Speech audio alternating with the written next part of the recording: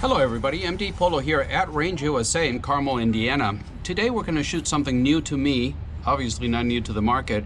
It's a Glock 19 Gen 3, but as you can see it's the normal Gen 3 Glock 19. The other thing we're going to be doing, shooting some new ammo for me, is Syntech. And this is the Syntech Training Match. It is 9mm, of course, 147 grain. It's got that purple Syntech tip. I'm going to try that for the first time. First shots. Let's see how we do. We're 10 yards out, full mag. It's got a Burris Fast Fire, I think it's called, the Fast Fire 2. Never shot this red dot before, but it looks pretty clear.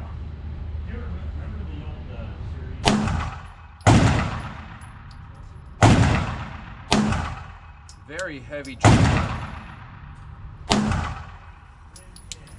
This one's definitely got a little polishing or something. Pull that one.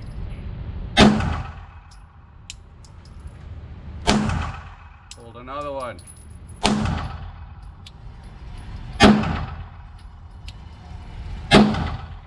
Ow.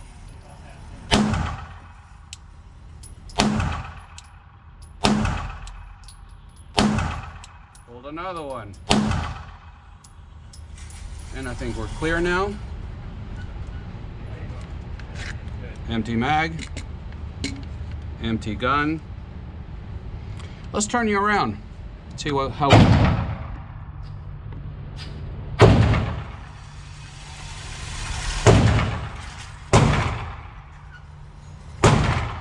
Not bad. These are the ones I threw in here. But the rest were pretty good. 10 yards out. And Glock 19. 3. We'll take a look at it at the tabletop. So, see you in a bit. Today we take a look at a Glock 19 Generation 3, Gen 3. This is a generation that was introduced in 1998, and it remained until the introduction of the Gen 4 in 2010 at SHOT Show. The Gen 3 was divided into what Glock calls an early generation and a later generation. In the earlier one, the only difference was that it had now the Glock accessory rail, so you can mount your lights, lasers, whatever you want to put on top of, under it right here. And on the grips, you had the thumb rests. And this is something they had on both sides. You can see here the grip. So whether you like them or not, that was the introduction on the early Gen 3. For the later Gen 3, a couple more things were added. One of them was you had now a modified extractor, which also served as a loaded chamber indicator. The locking block was enlarged versus the early Gen 3 and the Gen 2. And you have the third pin right here. So an extra cross pin. And there was the thought behind it was to help absorb, to redistribute the thrust that was generated by the cycling of the slide. So the mass cycling back and forth, this extra pin was supposed to help redistribute that weight, that force, if you will. So what I wanted to do, show you this, is not because the Glock 19 is something new. I haven't shown many of them here in the channel, and I just found this as you see it. I have not modified it in any way. I found this at my local gun shop, Range USA, just like you see it. And one of the things I wanted to do was ask you guys to see if you recognize the work that was done, because I'm trying to track it down and see who made it. Because the texture here on the grip is fantastic. It's very grippy. You see the scallops here? It's got the regular Glock texture in the back and in the front. Some people like the finger grooves, some people don't. It seems to be very polarizing for whatever reason. They fit my hand perfectly. Medium-sized hands, they fit my hand perfectly. And as you see here, the Gen 3, that was before the back straps were introduced with the Gen 4. The trigger's 100% stock. Nothing has been done to it. I went also looking at the slide. You can see it's got very nice front and rear serrations. It's got some, slide work here, and it's got the lightning cut. And I went to the Brownell site just to see maybe it was one of their slides, but it's not.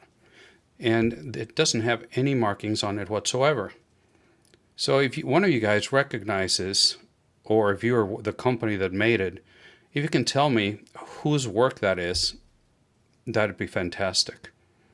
Because like I said, there are no markings anywhere on the slide. So the grip was done. The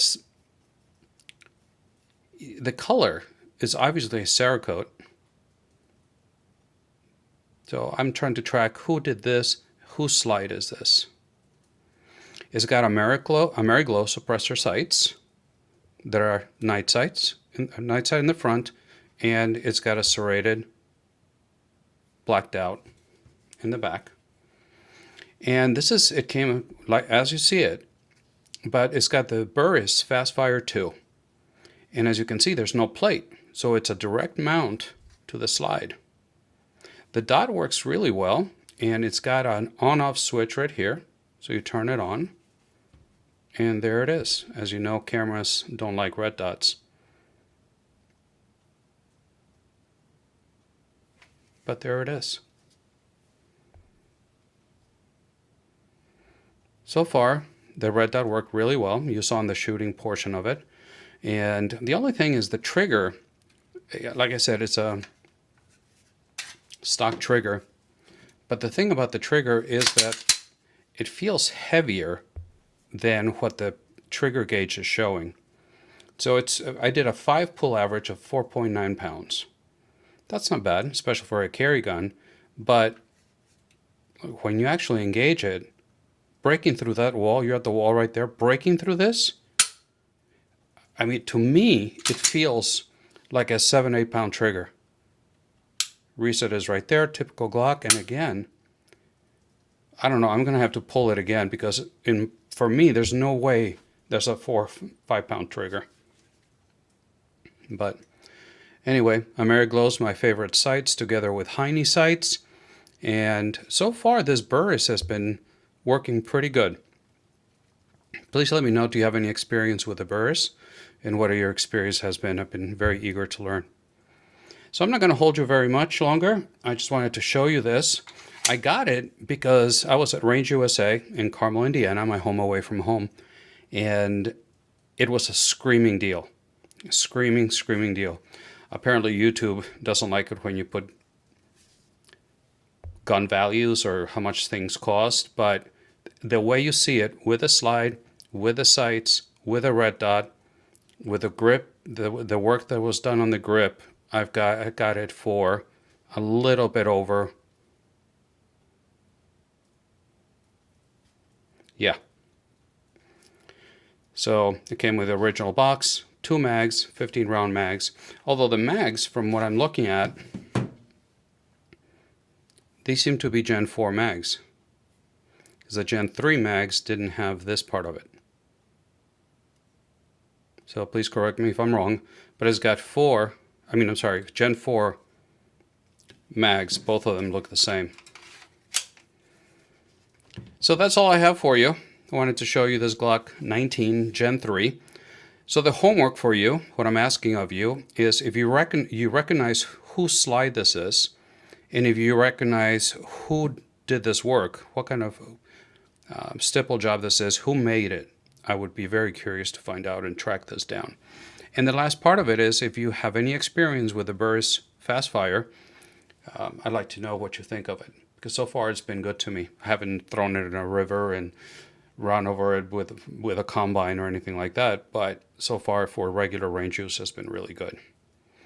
All right, that's all I got for you today. I look forward to your comments. And as always, please remember that I upload videos every Friday morning and when I can on Wednesday mornings as well.